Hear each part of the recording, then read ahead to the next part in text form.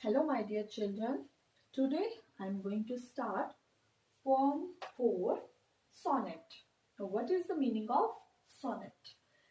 Sonnet is a poem of 14 lines with a particular pattern of rhymes. Sonnet is a poem of 14 lines with a particular pattern of rhymes. And this poem was written by TORU DUTT. Her full name is TORU DUTT. She was a Bengali translator as well as a poetess. And she was born to a Bengali family on March 4, 1856. And her father was a noted linguist and wrote many poems in English. And her mother was a cultured and intelligent woman with literacy bent of mind. TORU DUTT, she has written a collection of poetry and prose, although she died at the age of 21. Now let's see some of the hard words which will appear in this poem. The first one is foliage. Foliage. Foliage. Gids. Girds. Gids. Unvaried. Unvaried. Unvaried. Contrast.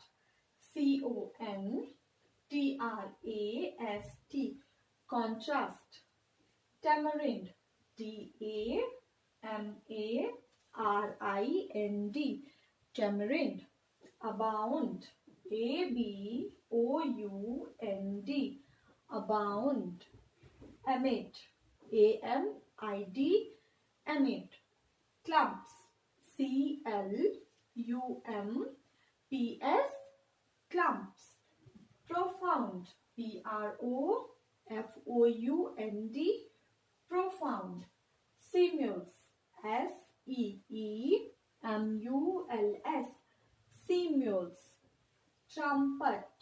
Trumpet. Trumpet. Swoon. Swoon. Swoon. Drunken. Drunken. Drunken. Gaze.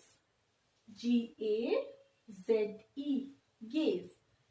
Primeval. Primeval. Primeval. Amaze.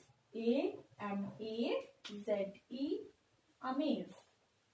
Now let's see once again. Foliage. Gids. Unvaried. Contrast. Tamarind. Abound. Amid. Clumps. Profound. Semules. Trumpet. Swoon. Drunken. Gaze. Primeval. And amaze. Now let's see the word meanings of this poem. First one is foliage. Foliage means leaves. Foliage means leaves. Gids. Gids means surrounds.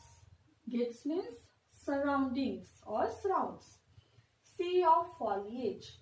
A stretch of foliage as vast as sea.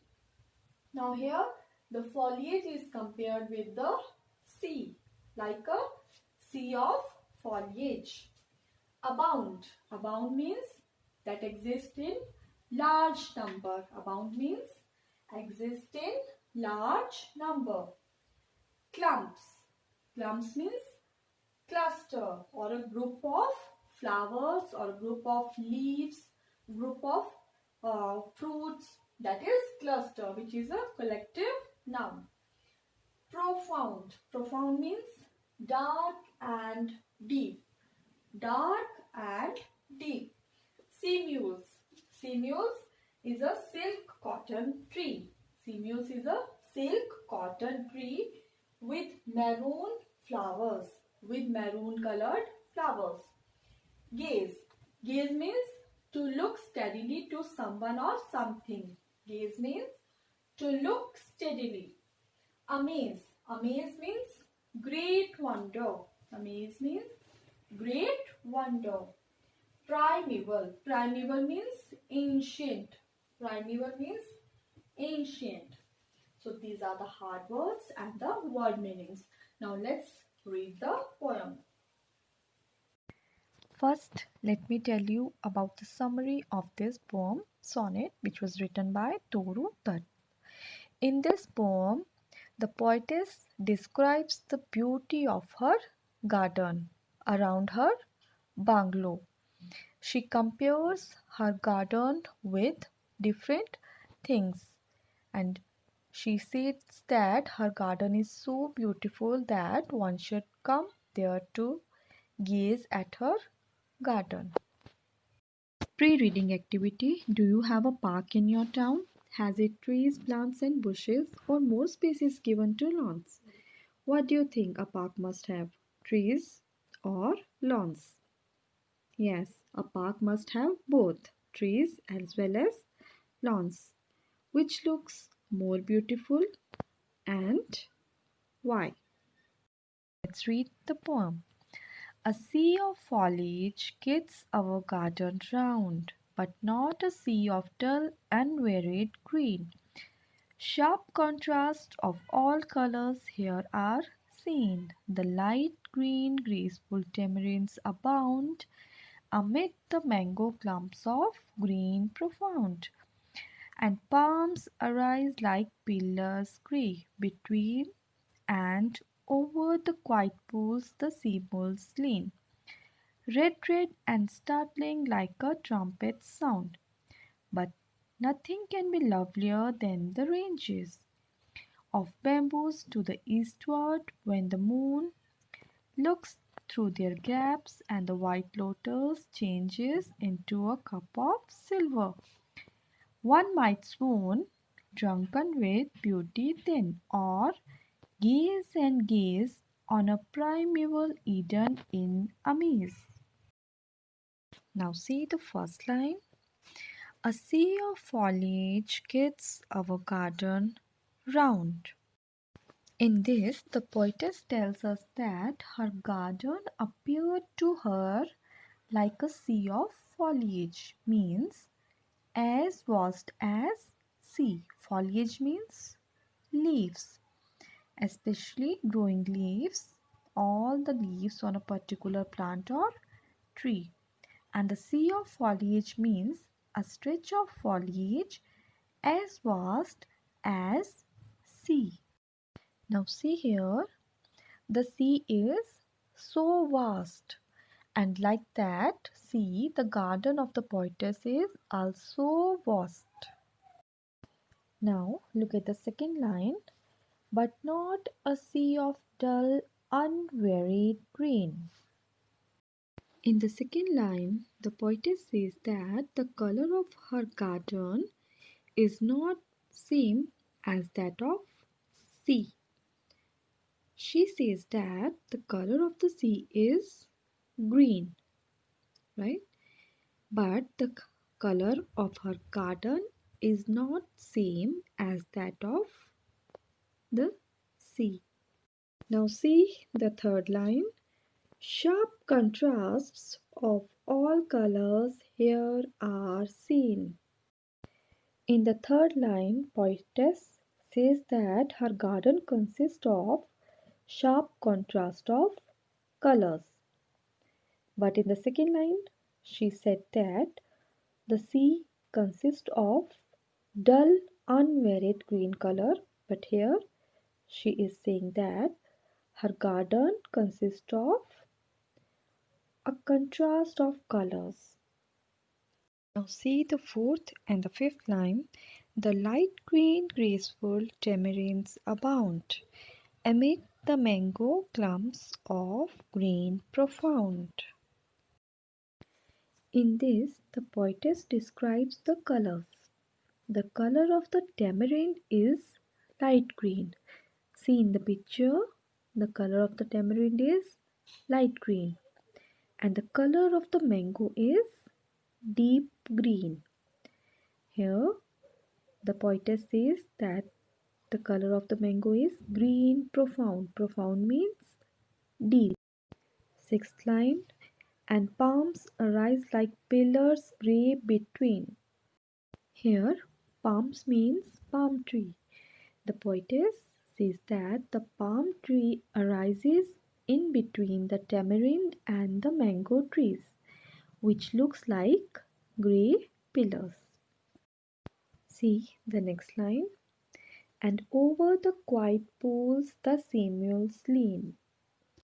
Samuels means silk cotton tree with maroon or red flowers.